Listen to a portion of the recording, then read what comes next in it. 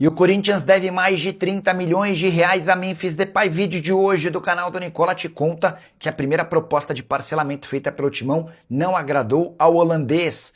Bora te atualizar também sobre o São Paulo, que tentou nos últimos dias a contratação de Christian Medina, um dos talentos do futebol argentino. Por falar em joia, registrar que o Palmeiras receberá nos próximos dias proposta de um gigante inglês por Eduardo, tratado como uma das grandes promessas do Palmeiras nos últimos tempos. Para completar, a compra de Paquetá pelo Flamengo representa muito dinheiro até em alguns dos principais clubes do mundo. Falo também sobre o Vasco e contratação de reforços, sobre saída no Cruzeiro, para onde vai Júnior Santos, últimas do mercado, bastidores, finanças. Agora sim, bora começar o vídeo com aquele tradicional giro de notícias para contar que Flamengo e Corinthians decidem a Supercopa do Brasil no domingo, primeiro título da temporada, vindo de derrotas. Flamengo perdeu para o São Paulo nessa quarta-feira, já havia sido derrotado pelo Fluminense no fim de semana. Já o Corinthians caiu em plena Vila Belmiro para o Bahia, derrota de virada. Quero contar também que Kendry Páez, jogador contratado pelo Chelsea, tratado como uma das maiores joias do futebol equatoriano, está sendo emprestado ao River Plate em empréstimo de uma temporada. Já a minha portuguesa terá retornos de René e Hudson para o confronto decisivo contra o Primavera, às 20 horas e 30 minutos desse sábado em Indaiatuba. O Igor Torres foi julgado e pegou apenas um jogo de suspensão que ele já cumpriu, ou seja, também ficará à disposição do técnico Fábio Matias. Quero registrar também que o Botafogo quitou nessa quarta-feira 2 meses de direitos de imagem que estavam atrasados com o seu elenco. Dessa maneira, há pendências agora com fundo de garantia e também com luvas e comissões para empresários. Já o Santos chegou a 5 partidas sem vitória ao ser derrotado por 4-2 para Chapecoense em Chapecó nessa quarta-feira. O Santos havia vencido sua primeira partida da temporada contra o Novo Horizontino, depois perdeu 2 para Palmeiras e Chapecoense, além dos empates contra Red Bull Bragantino, Corinthians e Guarani. Hora de falar sobre Vasco. O Pedrinho admitiu que existem tratativas para as contratações de Cuiabano e também Spinelli. Vou trazer a frase do presidente, depois eu explico o andamento de cada um desses negócios. Abre aspas para o Pedrinho: existem negociações sim. Sabemos que a janela europeia fecha antes, então há todo um processo mais rápido e acelerado, mas sempre com a responsabilidade financeira, que é um dos pilares da minha administração. Pedrinho explicou nessa entrevista da quarta-feira que o Vasco hoje tem muito mais capacidade de investimento do que quando ele assumiu, especialmente por conta da recuperação judicial e de movimentos importantes, como a venda do Ryan. O Vasco já fez proposta ao Nottingham Forest de empréstimo com obrigação de compra do Cuiabano. O negócio gira entre 6 e 7 milhões de euros e há expectativa de um acerto para as próximas horas. Em relação a Spinelli, o atacante argentino que joga no Independiente Del Valle já topou defender o Vasco. Ele inclusive chegaria pela metade do salário que tinha direito o Verratti, renegociado recentemente com o Cerro Porteño.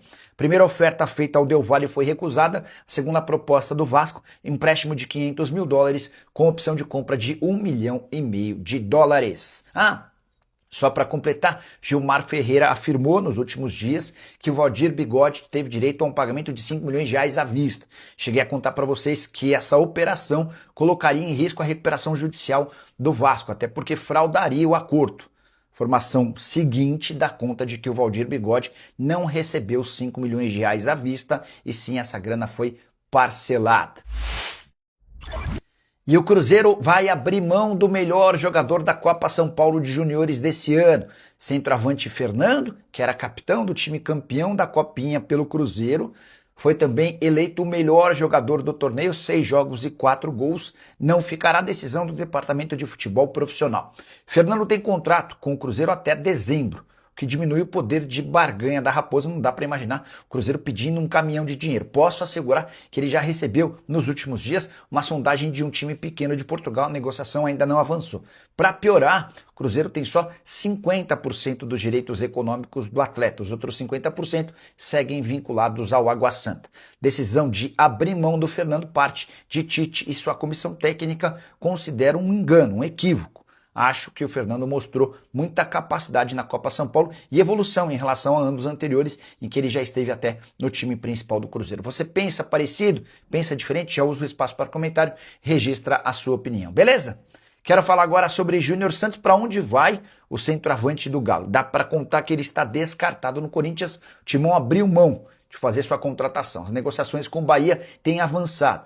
A ideia do Atlético é fechar um empréstimo com opção ou obrigação de compra, com o Bahia assumindo 100% dos salários. Negociação com o Corinthians era um pouco diferente. Na oportunidade, o Corinthians não pagaria uma compensação financeira pelo empréstimo até dezembro e ficaria responsável por 80% dos salários, os outros 20% do Atlético. No fim das contas, o Corinthians saiu da história. A pedido do técnico Dorival Júnior, o Bahia acelerou o processo e podemos ter um fechamento nas próximas horas. Indicação de Rogério Ceni. Ceni e Júnior Santos já trabalharam juntos no Fortaleza. Quero trazer informação exclusiva sobre o São Paulo. O tricolor tentou nos últimos dias mais uma investida por Christian Medina, meio-campista de 23 anos de idade, que pertence ao Estudiantes. Você vai lembrar dele, jogador formado no Boca Juniors e comprado por um grupo de investidores que o colocaram no Estudiantes. O Medina e seus representantes já tinham um acordo para que ele virasse jogador do Botafogo, mas o Fogão tem um transfer ban contra si que o impede de ser registrado. Ele, inclusive, voltou a jogar pelo time argentino nessa temporada diante desse impasse com o Botafogo. Foi por causa desse contexto que o São Paulo mais uma vez procurou os investidores. E aí, vocês topariam colocá-lo no São Paulo de graça ou em quais condições? A resposta desses investidores foi uma pedida extremamente alta para que o negócio acontecesse. O São Paulo precisaria comprar o atleta. E hoje, você sabe, o tricolor não tem grana para muitos investimentos. Dá para assegurar que Medina está completamente descartado. E ele é só mais um dos vários jogadores para o meio campo que o São Paulo tentou. Cauli do Bahia, operação que não deu certo. Kevin Zenon, poucas chances de o Boca Juniors aceitar uma proposta do São Paulo, uma incompatibilidade financeira entre os clubes. Recentemente também o São Paulo tentou Julian Fernandes, meio atacante que pertencia ao New York City e foi emprestado para o Rosário Central. O tricolor ainda busca um camisa 10, mas esbarra na sua incapacidade financeira. E o Palmeiras receberá nos próximos dias uma proposta gigante do futebol inglês por Eduardo, meio atacante de só 16 anos de idade e camisa 10 do Verdão na última Copa São Paulo de Juniores. O Eduardo tem sido monitorado pelo mercado europeu e taxado como o novo astro da base do Palmeiras, com potencial para repetir o que fizeram, por exemplo, Endrick e Estevão. O jogador, inclusive, é representado pelo pai do Endrick, o Douglas Souza. Nessa semana, posso assegurar que representantes do jogador estiveram conversando com o gigante do futebol inglês. Esse gigante prometeu uma proposta para os próximos dias, as cifras ainda não foram reveladas. Posso contar que algum tempo atrás especulou-se que o Arsenal era um dos interessados, não consigo cravar se é o Arsenal quem prepara a proposta. No ano passado, o Palmeiras já recusou uma oferta de 16 milhões de euros, entendendo que o valor era muito baixo para alguém com o potencial do Eduardo. Verdão é dono de 80% dos seus direitos econômicos e recentemente, depois de uma renovação de contrato, a multa do atleta subiu para 100 milhões de euros. Mais uma informação exclusiva: Barcelona monitora de perto os passos desse jogador e inclusive mandou recentemente camisas do Barcelona para os pais do atleta. A saideira sobre o Eduardo: no ano passado, com 15 anos, ele chegou a ser convidado para um período de testes com a seleção brasileira sub-17 na Granja Comari.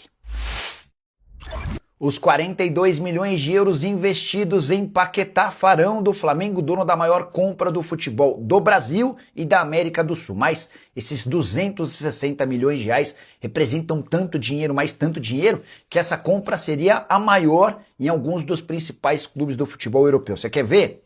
Por exemplo, Porto, Borussia Dortmund, Roma, Sporting e Lyon nunca compraram um jogador por tais cifras. O Paquetá também seria o segundo reforço mais caro da história do Milan e do Benfica, se fosse comprado por 42 milhões de euros. O terceiro reforço mais caro da história do Napoli. O quinto da história da Inter de Milão. O sexto no Atlético de Madrid. O nono no Tottenham. O 10º no gigante Bayern de Munique.